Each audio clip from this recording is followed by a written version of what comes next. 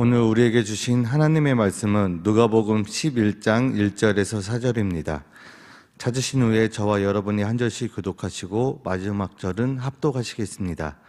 제가 가진 성경은 신약성경 111쪽이 되겠습니다.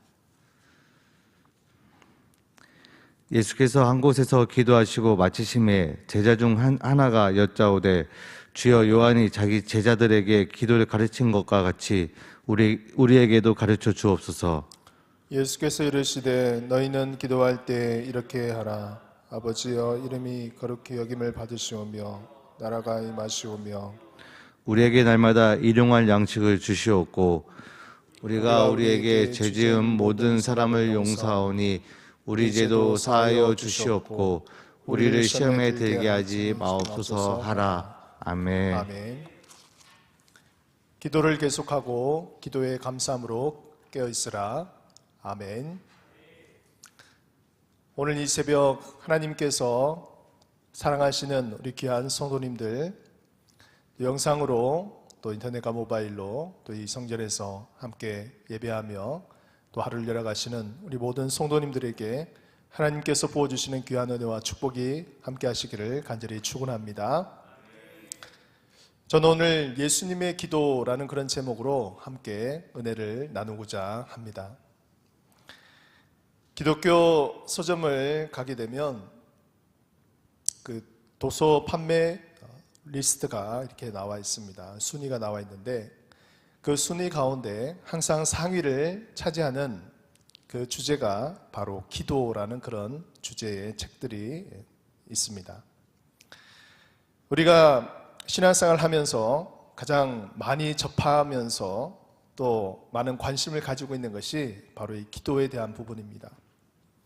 성도들과 교제하는 가운데 또 이렇게 기도 요청을 하고 또 기도 제목을 이렇게 생각하며 같이 기도하는 그런 경우가 있습니다. 구역에서 또는 기관과 부서에서 또 주일학교에서 또 여러 그런 모임들을 가질 때도 서로에 대한 그런 기도 제목을 나누면서 같이 기도하기를 원하죠. 기도라는 주제는 어떻게 보면 아주 단순한 것 같은데 또 굉장히 심오하기도 합니다. 특히 이 기도가 응답이 이루어졌을 때 그 파급 효과가 굉장히 크다는 것을 우리가 너무나 잘 알고 있죠. 예수님을 전혀 믿지 못했던 그런 남편이 어느 날 교회에 나오게 되었을 때, 또 자녀의 문제를 위해서 기도하는 가운데 그 기도가 응답되었을 때, 또 질병의 문제로 인해서 또 시름시름하며 고통 가운데 있었을 때, 기도했을 때, 그 기도가 응답되었을 때 얼마나 참 또 그 은혜가 감사하고 또 그 영향이 크겠습니까? 이런 여러 가지 경우를 겪고 난 이후에 이 기도라는 것에 대한 미력을 우리가 생각하고 또 빠져들게 됩니다. 오늘 본문에 나오는 것도 예수님의 기도에 대한 부분이 나오는데요. 우리 1절 말씀을 다시 한번 읽겠습니다. 예수께서 한 곳에서 기도하시고 맞으심에 제자 중 하나가 여짜오되 주여 요한이 자기 제자들에게 기도를 가르친 것 같이 우리에게도 가르쳐 주옵소서. 예수님의 그 이후에 기도의 내용이 등장하기 전에 배경이 있습니다. 그것은 무엇이냐면 예수님이 이제 기도를 하시고 난 이후에 제자들이 이제 질문을 했습니다. 예수님, 세례 요한이 제자들에게 기도를 가르쳐 준 것처럼 우리에게도 기도를 가르쳐 주십시오라고 그렇게 요청을 했습니다. 세례 요한은 우리가 잘 알고 있죠. 예수님보다 6개월 전에 태어난 그런 사람입니다. 그리고 그는 자신의 사역을 예수 그리스도 즉 메시아를 예비하기 위해서 그 길을 닦는 자다라고 그렇게 이야기를 했습니다. 요한복음 1장 23절 말씀에 보면 이르되 나는 선지자 이사야의 말과 같이 주의 길을 곧게 하라고 광야에서 외치는 자의 소리로다 하니라 라고 이렇게 말하고 있습니다. 즉 그는 주의 길을 곧게 하라고 광야에서 외치는 자다, 주님께서 오실 그 길을 예비하는 자다라고 그렇게 말씀하고 있는 것이죠. 마치 앞에 놓여진 장애물이나 또 여러 가지 그 길이 고르지 못한 것을 잘 편하게 다닐 수 있도록 하는 그 일을 맡은 사역을 감당하는 사람이 바로 세례 요한입니다 라고 그렇게 자신의 사역의 정체성을 분명히 알고 있었습니다. 사랑하는 성도 여러분, 이렇게 길을 곧게 하라, 예비하라, 이 말은 어떤 의미가 있을까요? 저는 이 말을 생각하면 군대에서 있었던 일이 생각이 납니다. 군대에는 뭐 여러 가지 그런 군사 또 훈련을 받고 또 일들이 있는데 그 가운데 또 많이 하는 것이 바로 작업입니다. 여러 가지 많은 작업들을 하게 되죠. 그 중에 대표적인 것이 바로 사단장님이 방문하는 날입니다. 이 사단장님이 방문한다 그러면 온 부대원들이 이제 비상이 걸리는 거죠. 모든 부대원들뿐만이 아니라 또 간부들, 또 장교님들까지 이 사단장님을 방문하는 것에 모든 초점이 다 갖춰져 있습니다. 그래서 그 사단장님이 방문하는 그 길목을 다 청소를 합니다. 뭐 잡초가 있으면 잡초를 다 뽑고요. 그 다음에 길에 뭐 자갈들이 있으면 또 자갈들을 다 제거하고, 또 길이 좀 움푹 파여 있다면 또 흙을 메꾸어서 이렇게 평탄하게 합니다. 또 좀 이렇게 솟아 있으면 그 삽으로 그것을 깎아서 이렇게 평탄하게 만들죠. 어떻게든지 사단장님이 오실 때 그 길이 아주 잘 평탄하게 될 수 있도록 많은 작업을 했던 것이 기억이 납니다. 바로 세례 요한의 사명도 이렇게 예수님이 오시는 그 길, 또한 메시아로서 사역하실 그 모든 장들을 미리 예비하는 그런 사명을 맡았다라고 말씀하고 있습니다. 그래서 아마 세례 요한도 그 제자들에게 이 사역에 대해서 이야기를 하면서 그 제자들에게 기도에 대해서 가르쳐 주었던 것 같습니다. 구체적으로 어떤 기도를 가르쳐 주었는지는 성경에 잘 나와 있지 않기 때문에 우리가 잘 알 수가 없습니다. 그러자 예수님의 제자들도 이것에 영향을 받았던 것 같아요. 그래서 예수님에게 세례 요한의 제자들에게 기도를 가르쳐 준 것처럼 저희들에게 가르쳐 주십시오 라고 그렇게 요청을 했습니다.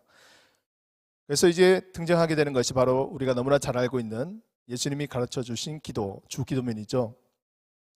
여기서 보면 한 세 가지 정도 부분을 나눠서 볼 수 있는데 2절 말씀, 오늘 본문 말씀을 보시면 예수께서 이르시되 너희는 기도할 때 이렇게 하라. 아버지여 이름이 거룩히 여김을 받으시오며 나라가 임하시오며. 첫 번째 예수님께서 가르쳐 주신 기도의 내용은 아버지의 이름과 나라가 임하는 것을 말씀하고 있습니다. 여기서 보면 아버지의 이름이 거룩히 여김을 받으시오며 라고 말씀하고 있어요. 이 말씀은 아버지의 이름이 원래 거룩하기 때문에 다른 의미로 본다면 주님의 백성이 주님의 거룩한 이름을 거룩히 여기게 하소서라는 의미로 해석할 수가 있습니다. 즉 아버지의 이름을 우리가 망령되이 일컫지 않고 그 이름이 온전히 거룩하게 하시고 높임을 받게 하시고 그 이름이 그 이름 될 수 있도록 우리가 경배할 수 있도록 인도해 주십시오 라는 그런 내용이 포함되어 있습니다. 또한 나라가 임하시오며, 이것은 하나님의 나라가 이 땅 가운데, 우리의 삶 가운데, 우리 가운데 임하게 해 주십시오 라고 말씀하고 있는 것이죠. 여기서 아버지 나라는 어떤 나라입니까? 성경에는 천국이라는 그런 의미로 또 예수님께서 말씀하셨죠. 눈에 보이는 유형적인 공간이라고 할 수도 있습니다. 또 우리가 죽고 난 이후에 영원한 천국을 소망하며 우리의 본향 천국을 바라보며 우리가 신앙생활하고 또 그곳에 가는 것이 성경적이지 않습니까? 또 다른 의미로 본다면 좀 더 포괄적인 의미에서 이 천국을 우리가 생각할 수가 있습니다. 장소적인 개념도 있지만 좀 더 포괄적으로 본다면 아버지의 통치가 이루어지는 그곳, 즉 하나님의 임재하심과 하나님의 통치가 임하는 곳이 바로 하나님의 나라가 되는 것이죠. 우리가 영원히 죽어서 천국에 가는 그 천국의 모형을 우리가 이 땅에서 볼 수가 있다는 것입니다.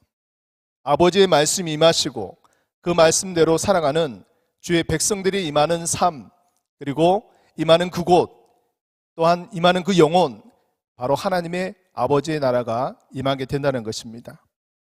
그래서 예수님께서 이렇게 말씀하셨습니다. 누가복음 17장 21절 말씀 보면 또 여기 있다 저기 있다고도 못하리니 하나님의 나라는 너희 안에 있느니라 라고 말씀하셨어요. 예수님이 천국에 대한 개념들을 이야기하실 때 장소적인 개념도 이야기하셨지만 이렇게 현실적으로 완성될 그 천국의 모형을 이 땅에서도 경험할 수 있다라고 이렇게 말씀하고 있습니다. 즉 예수 그리스도가 우리의 심령 가운데 임하고 통치하고 임재하고 다스리시는 그곳이 바로 하나님의 나라가 된다는 것입니다. 믿습니까? 그래서 우리는 이렇게 천국에 대한 개념을 좀 더 포괄적으로 이해할 필요가 있다는 것이죠. 사랑하는 성도 여러분, 무엇보다도 우리 삶들 가운데 하나님의 이름이 높임을 받게 하여 주시옵시고 하나님의 이름만을 우리가 높이는 경배하는 그런 삶이 되어지기를 간절히 축원합니다. 그리고 우리 가운데 진정한 하나님의 샬롬 또한 하나님의 나라가 임하기를 간절히 소원하기를 소망합니다. 우리의 삶을 통하여 또 우리의 주변에 만나는 사람들을 통하여 또 우리가 속한 그 삶의 현장 가운데 하나님의 나라가 임하게 하여 주시고 그 하나님의 나라를 소망하며 살아가는 우리의 삶이 되어질 때 우리의 삶이 더욱더 풍성하고 하나님께서 기뻐하시는 삶인 줄로 믿습니다. 두 번째는 일용할 양식을 위해서 기도하는 내용이 나옵니다. 우리가 너무나 참 중요한 내용이죠. 이 일용할 양식은 매일의 먹고 사는 문제를 위해서 기도하라라고 말씀하고 있습니다. 우리는 경제 활동을 위해서 돈을 벌어야 되죠. 그래서 우리가 먹고 입고 또 잠을 자는 의식주의 문제를 우리가 또 살아가는 것이 우리 매일 겪는 기본적인 문제이지 않습니까? 특별히 코로나 시기가 장기화되면서 이 경제적인 문제로 인해서 어려움을 당하는 많은 사람들이 있습니다. 소상공인들, 자영업자들 또 여러 많은 사람들 가운데 참 어려움을 겪는 사람들이 있죠. 뉴스에서 보게 되면 수십 년 된 유명한 식당이 폐업을 한다는 그런 내용들이 종종 들립니다. 또 감염 위험으로부터 외부 활동이 제한되다 보니까 마음껏 그렇게 다닐 수 없고 또 이것이 모든 것들이 결국 경제 활동 위축이 되는 것이죠. 예수님도 이렇게 인간이 먹고 사는 문제에 대해서 많은 관심과 또 염려가 있다는 것을 너무나 잘 알고 계셨습니다. 그래서 예수님은 이 일용할 양식에 대해서 언급을 하셨던 것이죠. 특별히 한국경제는 지난 5년 동안 굉장히 많은 변화를 겪고 있습니다. 그중 부동산 문제는 전 계층을 망라하고 초미의 관심의 대상이 되고 있습니다. 부동산 가격 폭등으로 인해서 서민들의 경제가 점점점 더 어려워지고 위축되는 것을 우리가 경험하고 있습니다. 여러분, 제가 질문을 하나 하겠는데요. 서울에서 직장인이 아파트를 구입하려면 몇 년 정도 월급을 모아야 되는지 아십니까? 약 22년 정도가 걸린다고 합니다. 왜냐하면 서울의 평균 아파트 가격이 9억 이상이 되기 때문에 평상적인 일반적인 직장인이 그 돈을 하나도 쓰지 않고 그 월급을 모아서 마련할 수 있는 기간이 22년 정도가 된다고 합니다. 참 얼마나 참 힘들고 어려운 그런 삶 우리가 상황들을 우리가 볼 수가 있습니까? 먹고 입고 또 이렇게 주거지에서 사는 문제는 비록 한국만의 문제가 아닙니다. 전 세계적인 문제이죠. 그래서 어떻게 본다면 이제 대선이 한 달도 남지 않는 이런 가운데 있는데 이 경제적인 문제를 어떻게든지 잘 해결할 수 있는 그런 지도자가 누구인가에 대해서 백성들의 또 모든 사람들의 관심이 집중되어 있습니다. 우리는 이 문제를 위해서 매일 기도해야 합니다.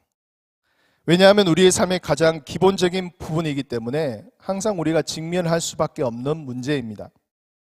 성도들의 기도 제목과 고민을 상담하다 보면 거의 대다수가 다 이 일용할 양식, 경제적인 문제 때문에 겪는 그런 부분임을 볼 수가 있습니다.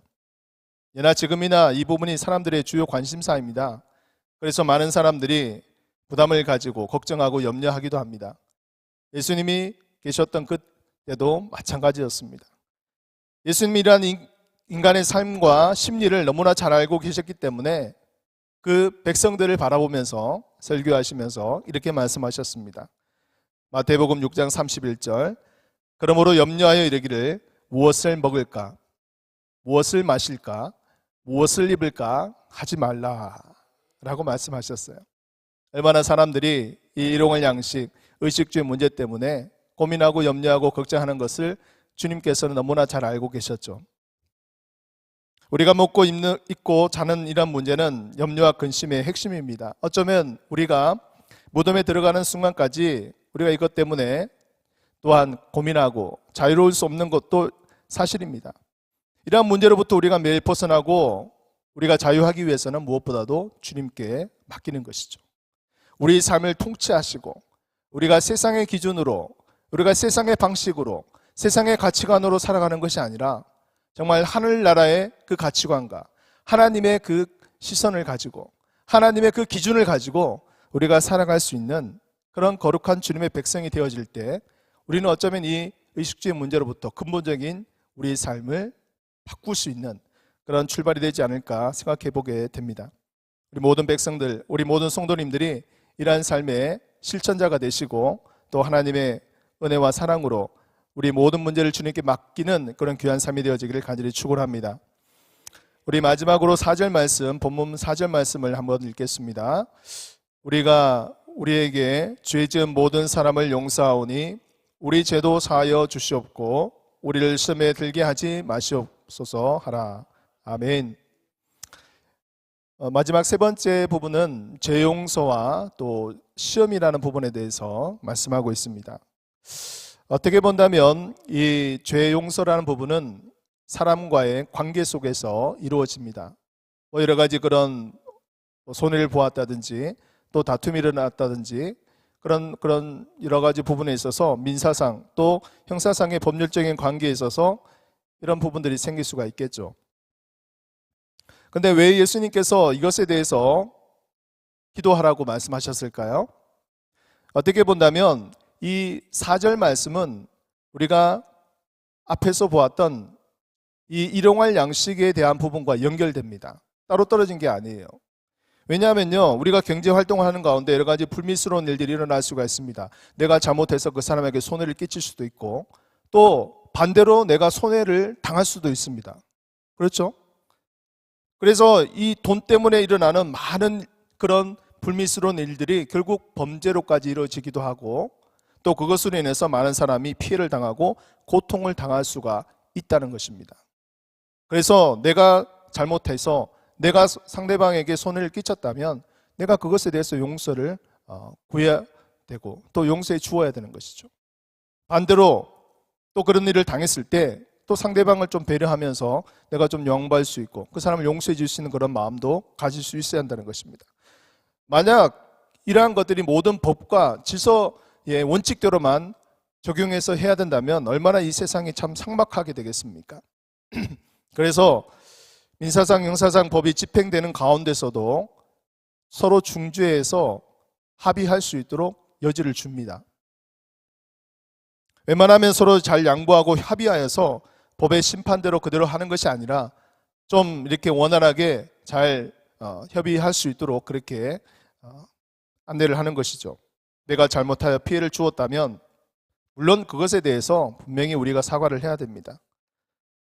또 반대로 내가 피해를 당해서 손실을 보았다면 그것에 대해서 또 일정 부분에 대해서 상대방의 부분도 우리가 생각할 수 있어야 됩니다. 특히 우리는 교회를 다니는 성도이지 않습니까?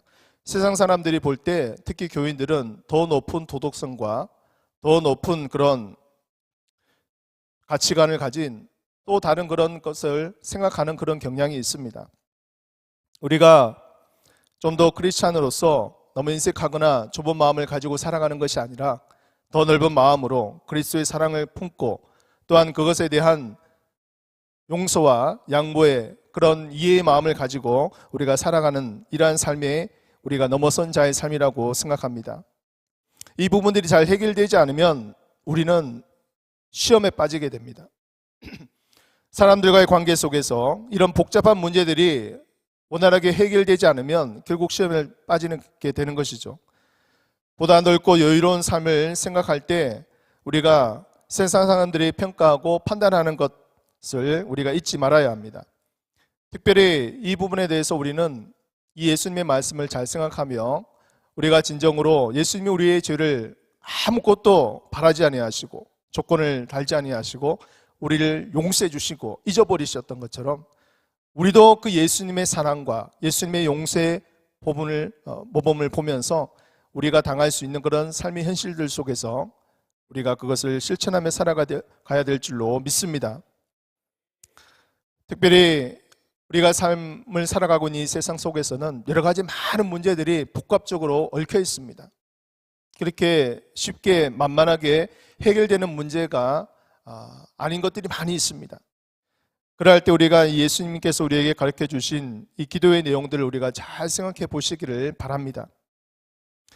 여러분, 이 말씀을 통해서 또한 우리가 양보하고 용서하고 또 배려해야 된다라고 그렇게 말씀을 전했는데요. 그렇다고 해서 오해하시면 안 됩니다. 우리가 그냥 허허실실하면서 그냥 우리가 모든 것을 다 내어주고 다 양보하고 다 그렇게 하라는 것이 아닙니다. 그리스도인으로서의 정체성을 확실히 가지고 좀 더 높은 도덕성과 품위를 유지하라는 것이죠. 아울러서 자신이 맡은 분야에 있어서는 철저하게 성실하게 열심을 다해서 그것에 대한 전문성을 가지라는 것을 우리가 잊지 말아야 합니다. 두 가지를 갖추어야 되는 것이죠. 우리에게 주어진 일에 대해서 최선을 다하고 우리가 할 수 있는 그 삶의 현실 속에서는 그리스도의 사랑을 가지고 우리가 그리스도의 아량을 품고 그들에게 전하는 것입니다. 말씀을 정리하겠습니다. 오늘 우리는 예수님이 제자들에게 가르쳐 주신 기도에 대해서 잠시 나누었습니다. 너무나 잘 아시는 말씀이고 또 우리가 들어왔던 말씀이고 또 매일 또 우리가 주님께 기도하는 내용입니다. 그러나 익숙함 때문에 소홀히 하고 있지는 않은지 한번 되돌아보기를 원합니다. 우리의 기도 생활 가운데 진정으로 하나님의 이름을 높이는, 하나님의 이름이 거룩함을 받게 하는, 하나님의 이름을 우리가 가장 먼저 부르고 나아갈 수 있는 기도의 우선순위가 세워지기를 간절히 소망합니다. 우리의 가정과 직장과 자녀들과 모든 삶의 현장 가운데 여호와 샬롬, 하나님의 나라가 임하게 하여 주시옵시고 하나님의 통치가 이루어지게 하여 주시옵시고 하나님의 사랑이 이루어질 수 있는 그런 하나님의 천국이 이루어지는 귀한 우리 삶이 되기를 간절히 소원합니다. 그리고 우리의 삶을 통하여 우리가 살아가고 있는 이 일용할 양식의 문제를 위해서 우리가 매일매일 기도하고 또 이것 때문에 우리가 시험에 들지 않도록 도와주시고 또 사람들을 우리가 용서하게 하시고 그리스도의 사랑을 품고 더욱더 하나님께 나아갈 때 하나님께서 우리에게 주신 이 삶의 모습들을 우리가 생각하며 크리스찬으로서의 품위와 또한 도덕성을 가지고 자신이 맡은 일의 성실과 실력으로 세상 사람들에게 인정을 받을 수 있는, 칭찬을 받을 수 있는 저 여러분들의 삶이 되어지시기를 주님의 이름으로 간절히 축복합니다. 오늘 이 시간 함께 기도하겠습니다. 예수님께서 우리에게 가르쳐 주신 우리의 기도를 통해서 여호와 이름이 높임을 받게 하여 주시고 하나님의 나라가 임하게 하여 주시고 우리 모든 인생의 문제를 주님 아버지 앞에 놓고 기도할 수 있게 하여 주옵소서. 우리 믿는 사람들이 더욱더 높은 도덕성과 사람들에게 아버지의 영향력을 끼칠 수 있는 믿음의 귀한 아버지 하나님 지도자로 세워질 수 있도록 인도하여 주옵소서. 오늘 또한 아침부터 또 계속해서 드려지는 모든 예배 가운데 담임 목사님 설교와 또 우리 모든 부교육자들 또 부서와 또 기관 가운데 설교하는 모든 것들 통해 은혜 받게 하여 주시고 우리 모든 성도들 예배를 통해 은혜 받게 하여 주옵소서. 우리 이것을 위해서 주여 한번 부르고 통성으로 기도하시고 자료하게 하겠습니다. 주여 아버지 하나님 주님께서 인도하여 주시고 우리 삶들과 아버지 하나님의 모습을 통하여 하나님께서 기뻐하시는 아름다운 인생을 살아갈 수 있도록 인도하여 주시옵소서. 아버지 하나님 주님의 이름이 높임을 받게 하여 주옵소서. 주님의 이름이 거룩함을 받게 하여 주시옵소서. 주님의 이름이 아버지 하나님 가운데 하나님 아버지 모든 세상 가운데 아버지 하나님이 전파되어질 수 있도록 인도하여 주시기를 간절히 원하옵나이다.